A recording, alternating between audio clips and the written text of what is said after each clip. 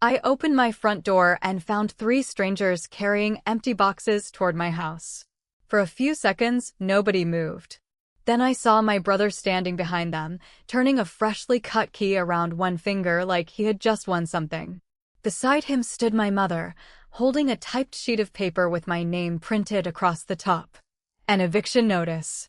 For the house my grandparents had lived in for more than 40 years. For the house I had cared for long after everyone else stopped showing up. My brother looked at me and smiled. "You need to start packing." I remember how strange that sentence sounded. Not because I was afraid, because of how certain he was. Behind him, one of the movers glanced from my brother to me, clearly wondering why the person standing inside the house looked nothing like someone who was about to be evicted. My mother stepped forward. "This doesn't have to become ugly," she said. "Just cooperate."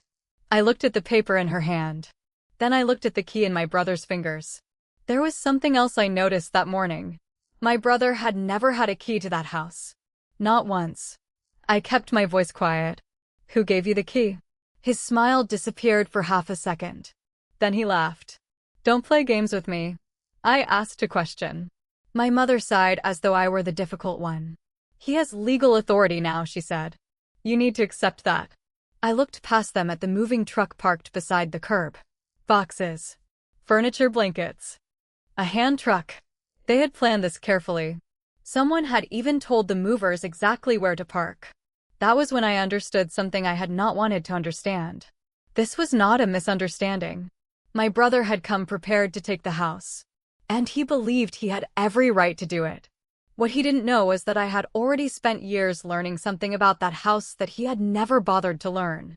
Paperwork mattered. Records mattered.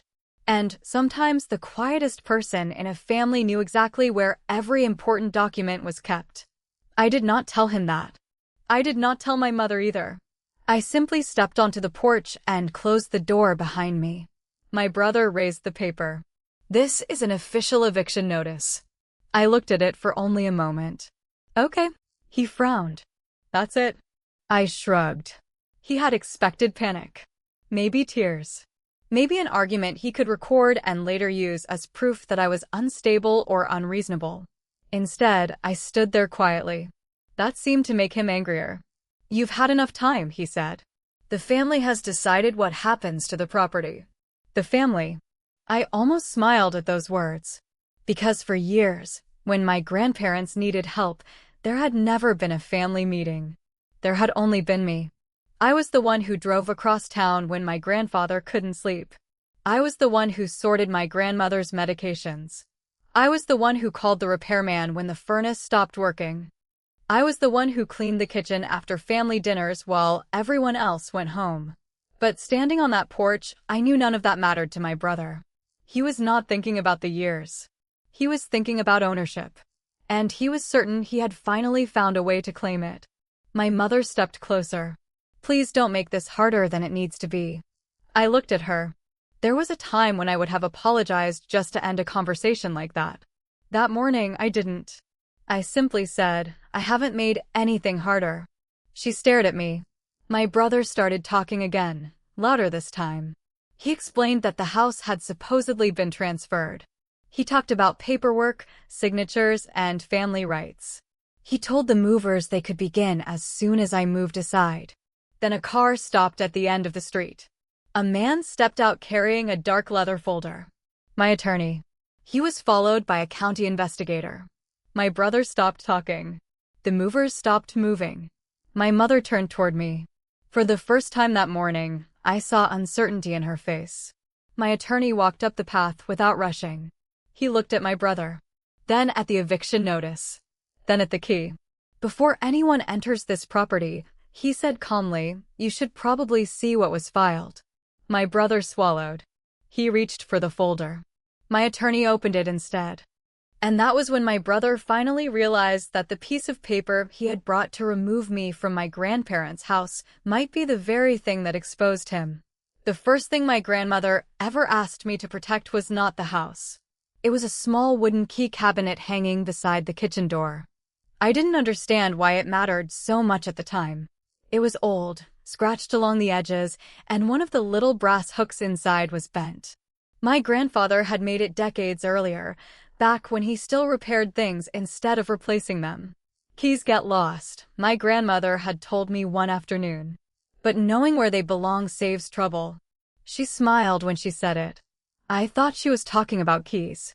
Years later, I realized she had been talking about much more than that. By then, taking care of my grandparents had become part of my everyday life. At first, it was small things. I brought groceries. I picked up prescriptions. I fixed loose cabinet handles and changed light bulbs they couldn't safely reach. Then my grandfather began having trouble walking, and small things became bigger things. I drove him to appointments. I organized his paperwork. I learned which bills had to be paid first and which ones could wait. When my grandmother started forgetting where she had put things, I labeled drawers for her. Nobody asked me to do all of it. I simply kept showing up. My mother visited sometimes. My brother visited too. They would sit at the kitchen table, drink coffee, ask how things were going, and leave before the difficult work began. I never complained. Not because I didn't notice. I noticed everything. I noticed who came when the house was warm and comfortable. I noticed who disappeared when my grandfather needed help getting out of bed. I noticed who suddenly became interested whenever someone mentioned money. But my grandparents never wanted arguments. So I kept quiet. My grandfather especially believed that family problems became worse when people started keeping score. Don't count what people owe you, he once told me while I was sorting his mail. I smiled. I don't. He looked at me for a long moment. Yes, you do. I laughed. He did too. Then he tapped the stack of envelopes in my hands. Just don't let the counting make you bitter. That stayed with me. So I kept helping. When my grandmother could no longer climb the stairs comfortably, I moved the things she used most into the downstairs rooms. When the roof leaked during a storm, I called the contractor. When my grandfather's old truck stopped starting, I took him to buy groceries myself. The house slowly changed around us. The walls stayed the same. The furniture stayed in the same places. The little key cabinet remained beside the kitchen door. But my grandparents became smaller inside that familiar space. And I became more responsible for keeping it running. Sometimes I wondered whether my mother understood how much had changed. I never asked. She had her own life. My brother had his own problems. I told myself that people helped in different ways. That was easier than admitting I was often alone. Then my grandfather's health declined quickly. One evening, while I was helping him organize a drawer in his study, he stopped me. Top shelf, he said. I looked up. What about it? The blue folder. I reached for it. He watched me carefully. That's important. I opened it. Inside were property records, financial statements, old insurance papers, and documents I didn't recognize. I looked at him. Should I organize these? Not yet. He closed the folder. Just know where it is. That was unusual. My grandfather was normally very clear about everything. That evening, he also told me something I remembered much later. People sometimes become interested in an inheritance before the person leaving it is gone. I stared at him. Are you worried about Mom? He didn't answer. He simply looked toward the kitchen, toward the old key cabinet. Then he said, I'm worried about what money can do to people. I didn't know what to say. So I changed the subject. I asked him if he wanted tea. He smiled. Always. Those became some of our last ordinary evenings. After my grandfather died, the house felt different. Not empty. Just quieter. My grandmother stayed for a while, but she knew she was nearing the end too. One morning, she called me into the kitchen. She was holding the little wooden key cabinet. Her hands were shaking. Take this down when I'm gone, she said. Why?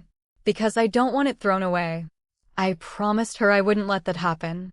She nodded. Then she reached behind the cabinet and pulled out a thin envelope. There was writing on the front. My name. Just my name. I stared at it. What is this? She held it toward me. Something your grandfather wanted you to have. I took the envelope. I almost opened it right there. But something stopped me. Maybe it was the way she looked at me. Maybe it was the sudden weight of that simple piece of paper.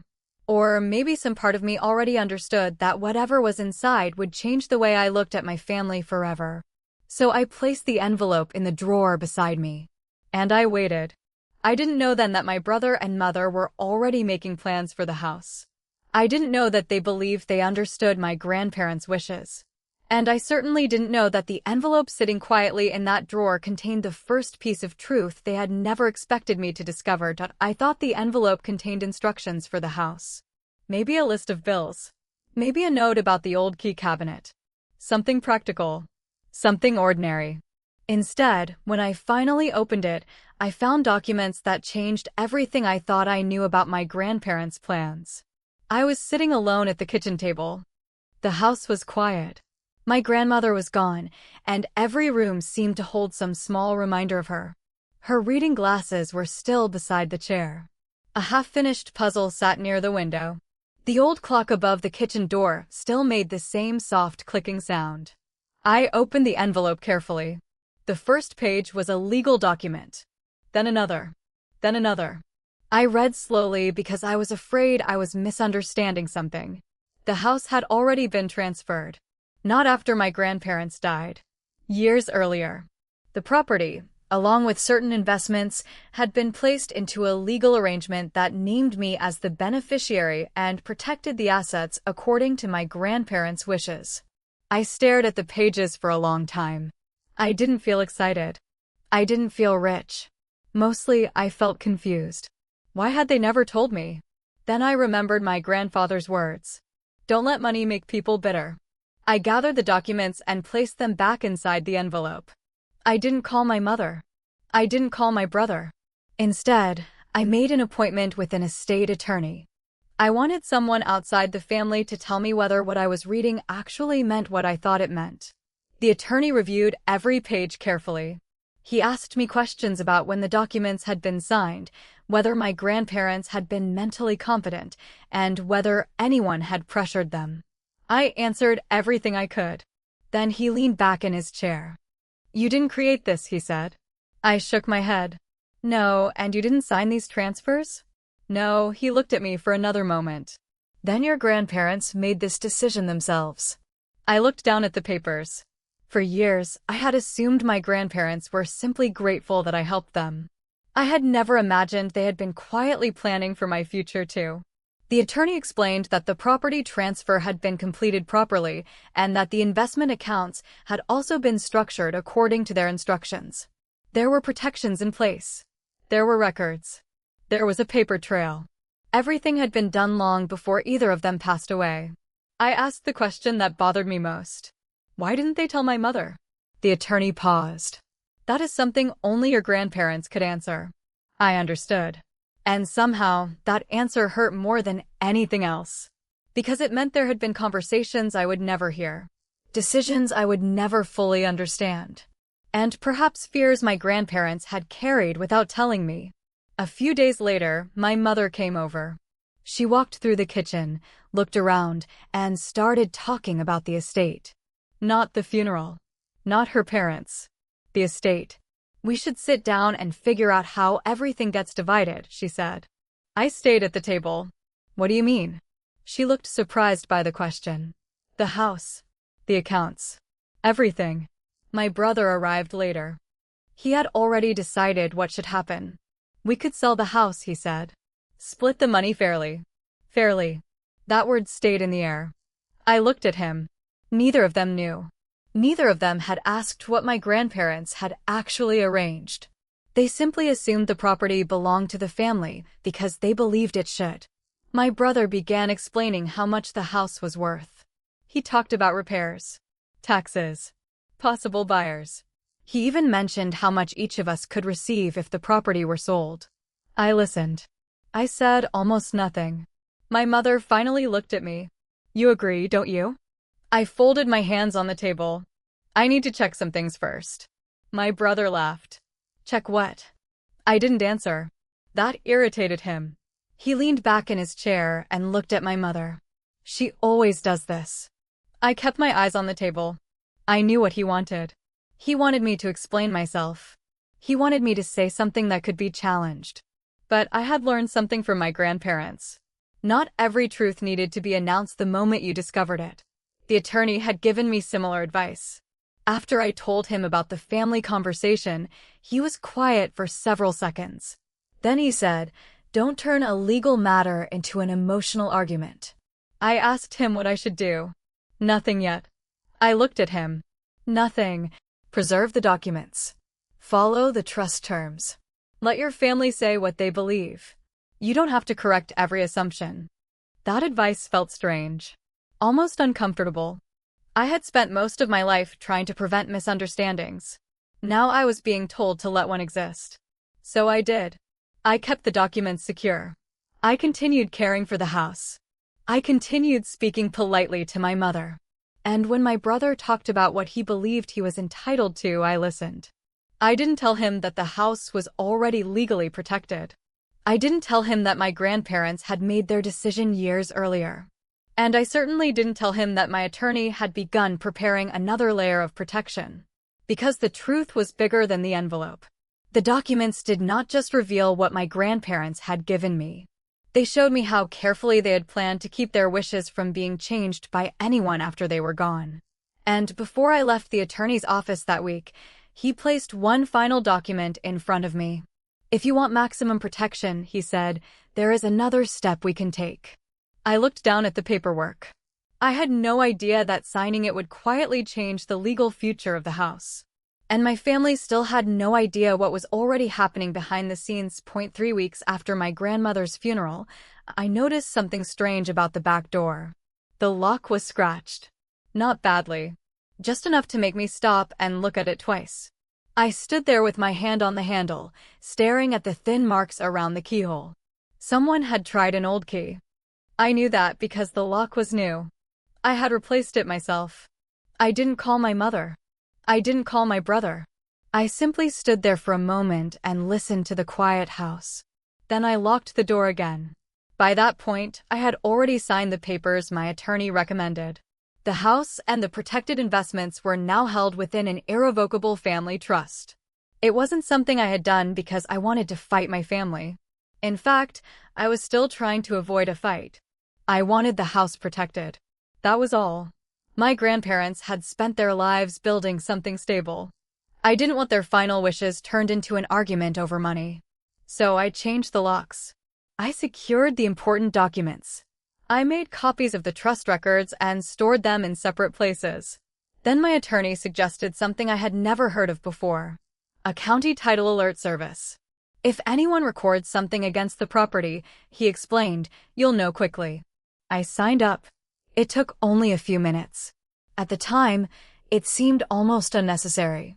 I remember thinking that nobody would be foolish enough to try something against a house with such a clear legal history. I was wrong. But I didn't know that yet. For several weeks, things seemed normal. My mother called occasionally. She asked whether I had decided what to do with the house. I always gave the same answer. I'm still thinking. She didn't like that answer. Neither did my brother. One afternoon, he came by without calling. He stood in the driveway and looked toward the house. "You changed the locks?" I looked at him. "Yes." "Why?" "Security." He laughed softly. "From who?" I didn't answer. He looked at the new deadbolt. Then he looked back at me. "You know, this is exactly why everyone thinks you're being difficult." I said nothing. He walked around the porch as though he were inspecting the property. Then he asked a question that made me pay closer attention. "Where are the original property documents?" I kept my expression calm. "Why?" I was just asking. "Why?" He shrugged. "Because we may need them." I looked at him. "For what?" He didn't answer immediately. Then he smiled. "Estate business." I nodded. "Okay." He waited. He seemed to expect me to say more. I didn't. Finally, he left. That evening, I called my attorney. I told him about the conversation. He listened without interrupting. Then he asked, did he know the locks had been changed? Yes. Did he ask about the original deed? Yes. There was a short silence. Then he said, don't accuse him of anything. I wasn't planning to. Good. And don't tell him what you know. I leaned back in my chair. What exactly am I supposed to do? His answer was simple. Let him tell you what he plans to do. I understood what he meant. My silence wasn't weakness. It was protection. If my brother was planning something, I didn't want to give him information that would help him change his plan. So I continued normally. I answered my mother's calls. I went to work. I maintained the house. I watered my grandmother's plants because I couldn't bring myself to let them die. And whenever my brother asked questions about the property, I gave him nothing useful. Still, small things began to change. My brother started asking about the property taxes. Then the insurance. Then whether the county records had been updated. He wanted to know who received official notices. He asked whether I still kept paperwork in the house. Every question sounded harmless by itself. Together, they didn't. One evening, I was sitting at the kitchen table when my phone buzzed. It was a notification from the county. At first, I thought it was a routine property alert. I opened it. Then I stopped breathing for a second. A new document had been recorded against the property. I read the notice again. Then again. The name attached to the filing was my brother's. I sat completely still. The house around me was silent. My grandmother's clock continued ticking above the kitchen door. I picked up my phone and called my attorney. He answered quickly. What happened? I read the notice to him. He didn't react immediately. Then his voice became very calm. Don't contact your brother. I looked toward the front window. Why? Because whatever he filed, he said, we need to see the actual document before he knows you've received the alert. I opened the notification again. My hands were steady now. The fear had disappeared. What remained was something colder. Certainty. My brother had made his move. And, for the first time, I understood why my grandfather had once warned me that people could become interested in an inheritance long before the person leaving it was gone. I just hadn't expected my own brother to prove him right. The county alert showed only one sentence at first. A new document had been recorded against your property. I read it twice before the meaning settled in. Then I called my attorney. He didn't sound surprised when I gave him my brother's name. Send me the notice, he said. I forwarded it immediately. For the next several minutes, I sat at the kitchen table and watched the old clock above the doorway. Tick, tick, tick. It was the same clock my grandfather had wound every Sunday morning. The same kitchen where my brother had once eaten birthday cake. The same house he was now trying to claim with a document I had never signed. My attorney called back. I have the filing. What is it? A deed. I closed my eyes. What kind of deed? One claiming that your brother is the owner of the property. I looked toward the front window. For a moment, I couldn't speak. Then I asked the only question that mattered. Can he do that? No, his answer came immediately. The property was already transferred into the trust. The recorded history is clear. I breathed out slowly. But there's a signature. Yes. My signature? Yes. I stared at the table. I had never signed that document. Not once. My attorney continued speaking. The signature appears to be yours, but that doesn't make it valid. We need to preserve the original filing and begin documenting everything. I reached for a notebook. Tell me what to do. Don't confront him. I paused. Again? Yes. Again. His voice remained calm. Let the record speak. So that's what I did. I didn't call my brother. I didn't call my mother. I didn't send an angry message. Instead, I began collecting everything. The county notice. The recorded deed. The trust documents. The original transfer paperwork. Every message my brother had sent about the property. Every question he had asked about the locks. Every conversation where he had talked about ownership. I saved copies. I printed records. I created a timeline. The more I gathered, the more disturbing the situation became. The deed wasn't simply a mistake. It was written as though my grandparents had transferred the property to my brother. But they hadn't. The house had already been legally protected. The filing came years after their original decision. And the signature attached to it was supposed to be mine. My attorney compared the recorded document with earlier documents containing my actual signature. He didn't need to say much. The difference was obvious. This is going to be important, he said. I looked at the copy in front of me. Can the county remove it? Eventually, yes. But don't think of this as only a property problem anymore. I looked up. What do you mean? He folded his hands. A fraudulent filing can become evidence of a much larger issue. I knew what he meant. But I still didn't want to believe it. This was my brother. We had grown up together. We had fought over stupid things. We had shared holidays. We had sat at the same kitchen table. And now his name was attached to a document containing a signature that was not mine. That was the part that hurt. Not the house. Not the money.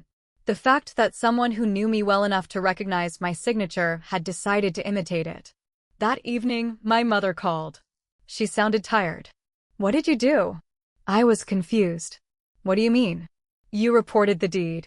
I looked at the phone. I didn't report anything. The county alerted me. She sighed. This is getting out of control. I stayed quiet. He made a mistake, she continued. You don't need to turn it into a criminal matter. I looked at the papers spread across the table. A mistake? Yes. I waited. Then I asked, did you see the deed? She didn't answer. That silence told me enough. Mom? He said everything was already agreed. I closed my eyes. By who? Again, silence. She finally said, your grandparents would have wanted the family to stay together. I looked toward the old key cabinet.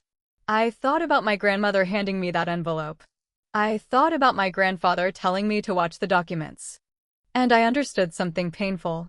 My mother wasn't asking me to protect the truth. She was asking me to protect my brother from the consequences of what he had done. I said nothing else. After the call ended, my attorney sent another message. He had reviewed the entire filing history. There was something else. My brother had obtained a key to the property around the same time the deed was filed. I stared at the message. The scratched back door lock suddenly made sense. He hadn't been asking questions. He had been preparing.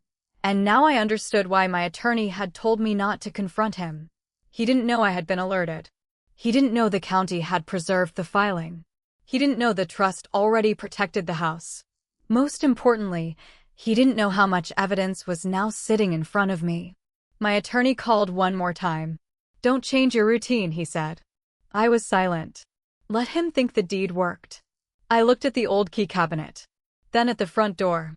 Why? Because people who think they've already won tend to stop being careful. I understood. For years, I had been the quiet one in my family. The one who avoided arguments. The one who kept the peace. My brother had mistaken that quietness for weakness. He had no idea what was coming next. And I wasn't going to warn him. The fake deed was only the beginning.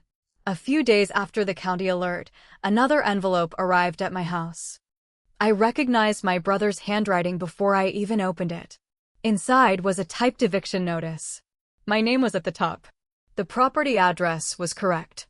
And at the bottom, my brother's name appeared as the person claiming authority over the house. I read it once. Then I placed it on the kitchen table. I didn't feel shocked anymore. That was the strange part.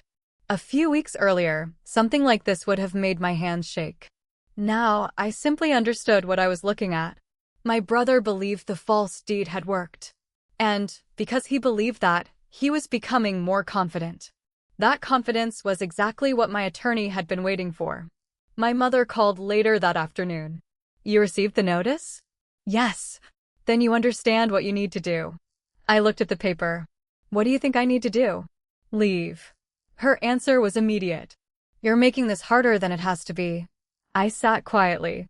Mom, did you know he filed that deed? She didn't answer. Instead, she said, your brother thinks he made a mistake, but he can fix everything if you cooperate. I looked at the document again.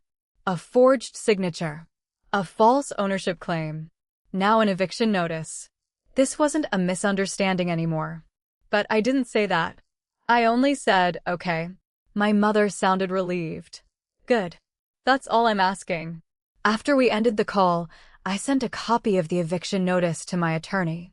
His response came quickly. Keep it. I already knew what he meant. Evidence. Everything my brother sent me was another piece of the story he was building for himself. And he was building it badly. Over the next few days, he became more open about his plans. He told relatives that I was refusing to accept the family decision. He said I was being stubborn. He said the house belonged to him now. He even claimed I was trying to create conflict because I wanted to keep everything for myself. I heard these things from people who called me quietly. Most of them didn't know what to believe. I didn't correct them. I simply thanked them for telling me. My brother was doing something I had never seen him do before. He was creating an audience. And every person he convinced became another witness to the story he believed would eventually prove him right. Then one evening, he called me himself. You need to be reasonable. I was standing in the hallway, looking at my grandmother's old framed photograph. I am. No, you're not. He sounded irritated. You know the house is supposed to stay in the family. I said nothing. You've had enough time. I waited. I'm giving you until Friday. For what? To get your things out. I looked down at the floor. What happens Friday? The movers come. There was a long pause. Then he added, don't make me force this. I could hear the confidence in his voice. He truly believed he had already won. I simply said, I'll be here. He laughed. You always have to make things difficult. Then he hung up. I stood there for several seconds. My attorney had told me not to confront him. So I didn't. Instead, I called the attorney and told him exactly what had happened. He listened. Then he asked one question. Did he say the movers were coming Friday? Yes. Good. That was all he said. I frowned. Good. Yes. He sounded almost relieved. Let him come. I understood then. My brother had chosen the stage himself. He had chosen the date. He had chosen the audience. He had chosen the movers. He had chosen to make the confrontation public. And he had no idea that the people waiting for him would not be the people he expected. Friday morning arrived quietly. I woke before sunrise. The house was still. I made coffee. I walked through the rooms one by one. My grandfather's chair was still beside the window. My grandmother's books were still on the shelf. The key cabinet still hung beside the kitchen. Everything looked ordinary. But I knew that by the end of the day, nothing would feel ordinary again. Around 9, I heard the sound of a truck. I looked through the front window. A moving van was coming up the street. Then another vehicle appeared behind it. My brother stepped out. My mother came with him. She was holding the same eviction notice. My brother had a key in his hand. He looked toward the house and smiled. For a moment, I almost felt sorry for him. He still didn't understand. He still believed the paper in his hand gave him power. The movers began unloading boxes. One of them walked toward the porch. Then I noticed someone standing beside the curb. My attorney. Next to him was a county investigator. A second vehicle pulled in behind them. My brother stopped. The smile disappeared from his face. My mother looked from him to the lawyer. The movers slowly lowered their boxes. Nobody spoke. My brother tightened his grip around the key. Then my attorney walked toward the porch, carrying the same dark folder I had seen before. My brother took one step forward. What are you doing here? My attorney looked at him calmly. I'm here because you filed a deed against this property. My brother's face changed. But he still tried to smile. I have a deed. My attorney nodded. Yes. Then he looked at the movers. And that's exactly why you're all here. He paused. But before anyone moves a single box into this house, we're going to discuss what that deed actually means. For the first time, my brother looked uncertain. And I knew the quiet part of the story was over. My brother stopped smiling when he saw who was standing beside the county investigator. For several seconds, nobody moved. The movers stood on the walkway with boxes in their hands. My mother remained beside the truck, clutching the fake eviction notice. My brother stood at the bottom of the porch, still holding the key he believed would give him access to the house. Then he looked at my attorney. What are you doing here? My attorney didn't raise his voice. I'm here because a deed was recorded against this property. My brother gave a short laugh. Yes, my deed. The attorney opened his folder. No, a document claiming to be a deed. The difference was small in words. It was enormous in meaning. My brother looked toward my mother. She stepped forward. This is a family matter. The county investigator beside my attorney finally spoke. It stopped being only a family matter when a document containing a disputed signature was recorded with the county. My brother's face tightened. I have proof. The investigator looked at him. So do we. That was the moment the porch became completely silent. My attorney removed several pages from his folder and placed them on the porch railing. The first was the legal record showing the property had already been transferred years earlier according to my grandparents' estate plan. The second showed the trust that now protected the property. The third was the county record of the document my brother had filed. Then came the signature. My signature. Or what was supposed to be my signature. My brother stared at it. I watched him carefully. He didn't look angry anymore. He looked confused. My attorney pointed toward the recorded deed. This document does not transfer ownership. My brother shook his head. It says I own the house. It says you are claiming ownership. That's the same thing. No, the attorney said. It isn't. My mother stepped closer. Can we please stop this? Everyone is standing outside. The investigator looked at her. Ma'am, this is exactly where your son chose to have this conversation. She went quiet. That sentence seemed to hit her harder than anything else. My brother started talking again. He spoke quickly now. He said my grandparents had always intended the house to stay in the family. He said everyone understood that. He said he had been told the property would eventually be divided. The attorney listened. Then he opened another document. Your grandparents did make their wishes clear. My brother stopped. The attorney held up the trust paperwork. They made them clear in writing. The movers exchanged uncomfortable looks. One of them slowly placed his box on the ground. Another stepped backward toward the truck. My brother looked at me. You knew about this? I didn't answer. He took another step toward the porch. You knew. I kept my voice low.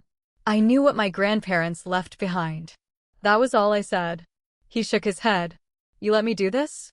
I looked at him. You did it yourself. My mother turned toward me. Don't say that. I looked at her. She lowered her voice. We can still fix this. The investigator picked up the disputed deed. Who prepared this document? My brother's mouth opened, then closed. He looked toward my mother. She looked away. That tiny movement changed the feeling on the porch. Until then, I had wondered whether my mother truly understood what my brother had done. Now I wasn't sure. The investigator continued. The filing contains a signature that the property owner says she did not provide.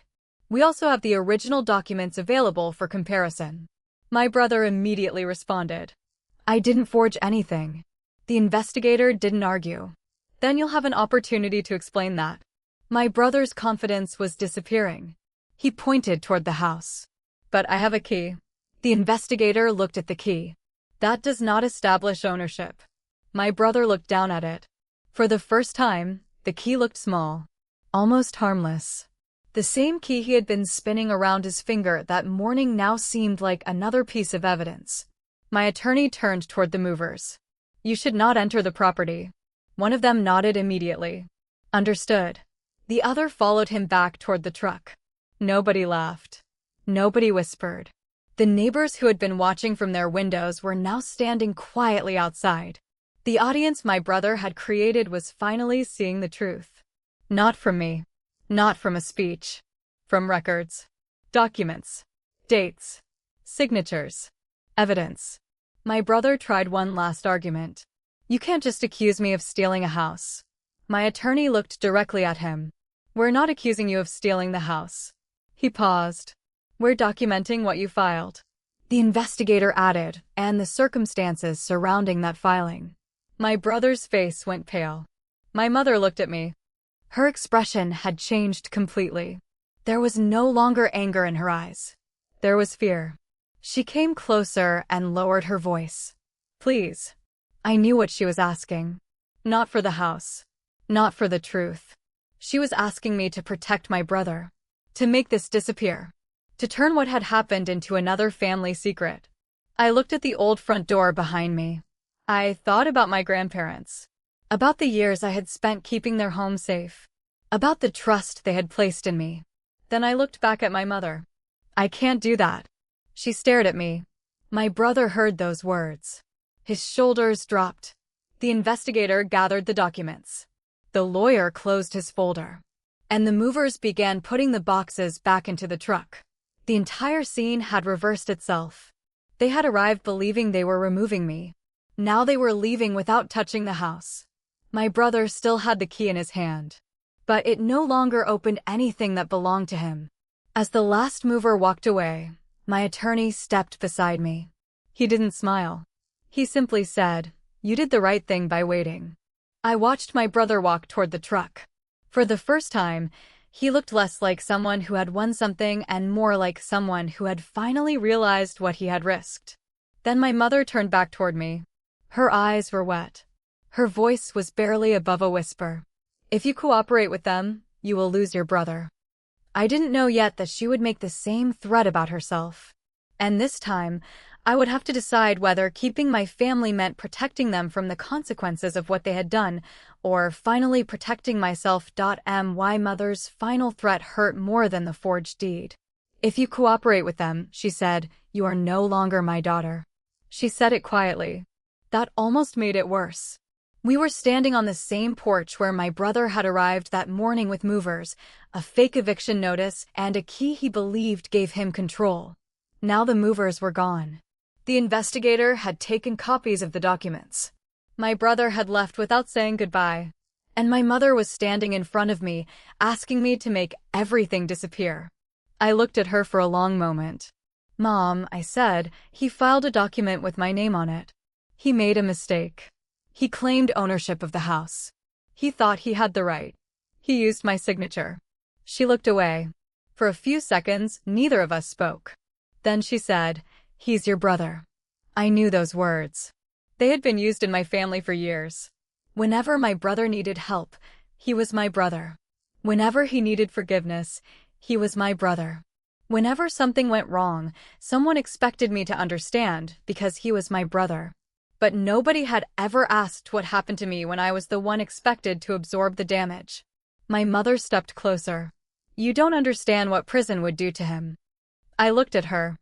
"I haven't asked for prison." That surprised her. She had already decided what I wanted. She thought I wanted revenge. I didn't.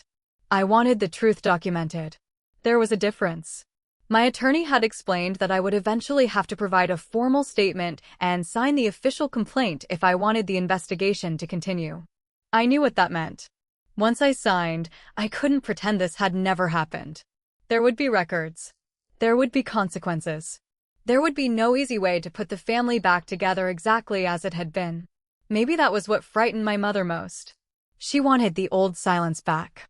The kind of silence where everyone pretended nothing serious had happened. I had lived inside that silence for most of my life. I had mistaken it for peace. That evening, I sat alone at the kitchen table. The trust documents were beside me. So was the fraudulent deed. 2 pieces of paper. One represented years of my grandparents' careful planning. The other represented my brother's decision to cross a line. I looked at both. Then I thought about my grandfather. He had warned me that money could change people. But he had never told me what to do when the people changing were the ones I loved. The next morning, I met with my attorney. He didn't tell me what decision to make. He simply explained what would happen if I cooperated. I listened. Then I signed the complaint. My hand didn't shake. That surprised me. For years, I had thought saying no would feel like anger. It didn't. It felt like grief. I was grieving the family I thought I had. I was grieving the belief that if I stayed patient enough, helpful enough, and quiet enough, everyone would eventually treat me with the same care I gave them. That belief was gone. But something else had taken its place. A boundary. I provided the county records, the trust documents, the fraudulent deed, the messages, the eviction notice, the information about the key. I answered every question honestly. I didn't add anything to make my brother look worse. I didn't remove anything to make him look better. I simply told the truth. Later that week, my attorney called. "There is something you should understand," he said. "What?" "The prosecution doesn't have to treat this as a simple punishment case." I listened. If your brother accepts responsibility, there may be room for restitution and supervised rehabilitation. I thought about that. Would that keep him out of prison? Potentially, depending on the final decision and conditions. I was quiet. Then I said, I don't want revenge. My attorney waited. I want him to understand what he did. That can be part of the resolution. I thought about my brother. I remembered him as a child, running through our grandparents' yard. I remembered birthdays, arguments, family dinners. Years before money had become the center of everything. Then I remembered the false signature, the key, the eviction notice, the movers. Compassion did not erase those things. But I didn't want his life destroyed simply because mine had been shaken. So I made one request. If he accepts responsibility, repays the costs, stays away from the property, and follows every condition, I'd rather see him given a chance to change. My attorney nodded. That is reasonable. My mother didn't agree. For several days, she called repeatedly. Sometimes she was angry. Sometimes she cried. Sometimes she reminded me of everything she believed she had sacrificed for us. Then, finally, she said something that changed how I understood her. You don't know what it was like growing up with your grandparents. I listened. She told me she had spent years feeling that her parents didn't trust her. She believed they had favored others. She believed they had kept opportunities from her. She believed the house represented everything they had refused to give her. For decades, she had carried that resentment. And now she had seen my grandparents leave the property to me. The old wound had opened again. For the first time, I understood why she had reacted the way she did. But understanding didn't erase responsibility. I told her that. I understand why you're hurt. She was silent. But I can't let your hurt decide what happens to me. She began to cry. I wanted to comfort her. Part of me still wanted to fix everything. But I finally understood something I had spent years avoiding. Sometimes loving someone meant refusing to help them repeat the same mistake. My brother eventually accepted responsibility. The legal process continued. And while I didn't know exactly what the final outcome would be, one thing had already changed. I was no longer trying to save my family by sacrificing myself. For the first time, I was letting everyone stand where their choices had placed them. And soon, my brother would have to face the consequences of those choices. But there was still one final decision ahead. Whether accountability could exist without destroying compassion. When the court finally resolved my brother's case, I realized something strange. I had spent months afraid of what would happen to my family. But the ending did not feel like a victory. It felt like a door opening. My brother accepted responsibility for what he had done. There was no dramatic courtroom speech. No shouting. No moment where I stood up and told everyone how badly I had been treated. The facts had already spoken for themselves. The false deed had been recorded. The signature had been challenged. The trust documents had established the real ownership. The eviction notice had been preserved. The key had been recovered. And the evidence had created a record that nobody in the family could simply explain away anymore.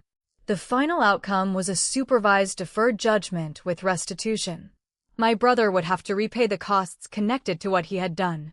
He had to follow strict conditions, stay away from the property, and remain under supervision. If he violated those conditions, the consequences could become much more serious. When my attorney explained the decision to me, I sat quietly for a while. So he isn't going to prison? Not under the current agreement, he said. I nodded. There was a part of me that felt relieved.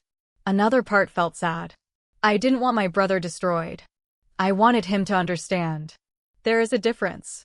I had asked for a resolution that left room for him to rebuild his life, but only after accepting responsibility for what he had done. That mattered to me. Compassion without accountability would have been another form of silence. And silence was exactly what had allowed so many problems in our family to grow. My mother struggled with the outcome. For a while, she barely spoke to me. When she did, our conversations were short. She stopped asking about the house. She stopped telling me what my brother needed. The pressure was gone, but so was the closeness we had once pretended existed. I didn't know whether that distance would last forever. At first, I was hurt. Then I began to understand that not every relationship could return to its old shape after the truth had been revealed. Sometimes the old shape was part of the problem. My brother stayed away from the property. The house remained protected by the trust. The investment accounts were secure. The county records were corrected through the proper legal process. And slowly, the house became quiet again. That was when I began restoring things. Not because I wanted to erase what happened.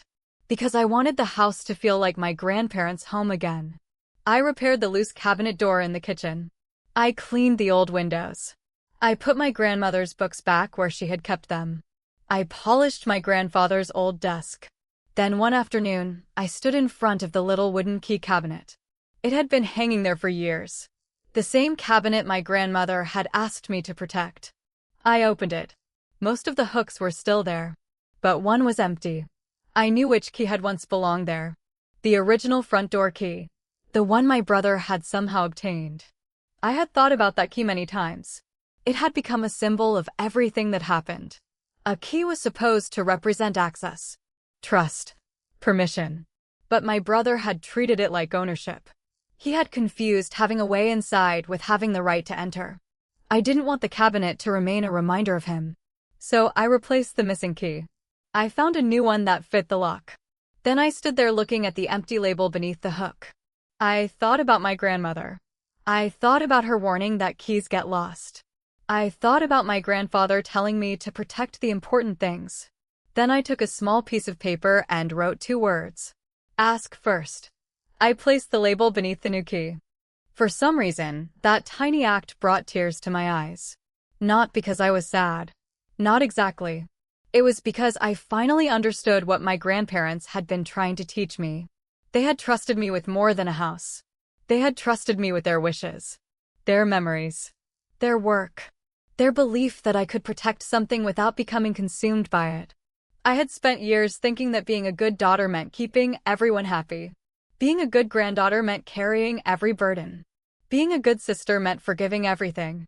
But none of those things required me to disappear. The house taught me that. The trust taught me that. Even the broken family relationship taught me that. My mother eventually came back to the house. Not with an eviction notice. Not with demands. She stood at the front door and waited. I opened it. She looked inside. Then she looked at me. Can I come in? For a second, neither of us moved. Then I stepped aside. Yes. She entered slowly. Her eyes went toward the kitchen. Then toward the old key cabinet. She saw the new label. Ask first, she read quietly. I nodded. She didn't argue. She didn't ask me to remove it. She simply stood there. And somehow, that small moment felt more meaningful than any apology she could have given me. Because this time, she had asked. Not assumed. Not demanded. Asked. My brother's story was no longer mine to manage. My mother's resentment was no longer mine to repair. The house was no longer a battleground. It was simply home. And for the first time in years, I understood that protecting something did not mean building walls around everyone. It meant deciding who could cross them. And why. The old key cabinet remained beside the kitchen door. The new key hung from its hook. And beneath it were the 2 words I wished I had learned much earlier. Ask first. For years, I had believed peace meant keeping everyone else comfortable. If my mother was upset, I stayed quiet. If my brother needed something, I tried to understand. If there was an argument, I stepped back. If someone crossed a line, I told myself it wasn't worth creating more trouble. I thought that was what good families did. I thought love meant making sacrifices until nobody else had a reason to be unhappy. It took a house, a forged deed, a frightened family, and one very difficult choice for me to understand how wrong I had been. The house remained safe. The trust remained in place. The investments my grandparents had carefully protected were secure. My brother stayed away from the property and began fulfilling the conditions placed on him. He had consequences to face. But he also had a chance to rebuild his life. That was enough for me. I never wanted to stand over him and celebrate his failure. I wanted him to understand what he had done. Those were 2 very different things. My mother was harder. For a long time, I struggled with the things she had told me. I could finally see that her anger had not started with me. It had started decades earlier. She had spent years believing her own parents did not trust her. She believed they had chosen other people over her. She believed the house represented something she had been denied. When my grandparents left their property to me, all of those old feelings came rushing back. I understood that now. But understanding her pain did not mean I had to carry it. That was perhaps the hardest lesson of all. You can understand why someone hurts you and still decide that they are not allowed to keep hurting you. You can forgive someone without giving them the same access to your life. You can love someone without trusting them with everything. And you can care about family without sacrificing yourself to keep the family comfortable. For the first time, I stopped measuring my goodness by how much I could endure. That changed everything. The house changed too. Not physically.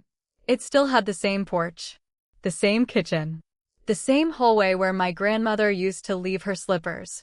My grandfather's chair still sat near the window. The old clock still ticked above the kitchen door. But the house felt different. It felt protected. Not because the locks were stronger. Not because the trust documents were stored safely. Because I finally understood that a home needed boundaries too. One afternoon, I stood in the kitchen and looked at the old wooden key cabinet.